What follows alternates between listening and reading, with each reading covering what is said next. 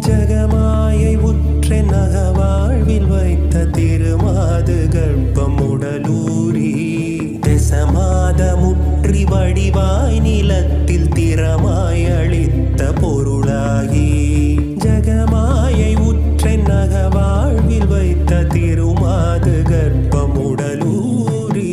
தசமாத முற்றி வடிவாய் நிலத்தில் திறமாய் அளித்த பொருளாகி மகவாவின் உச்சி விழியானத்தில் மலை நேர் புயத்தில் உறவாடி மடி மீதடுத்து விளையாடி நித்த மணிவாயின் முத்தி தர வேணும் மகவாவின் உச்சி விழி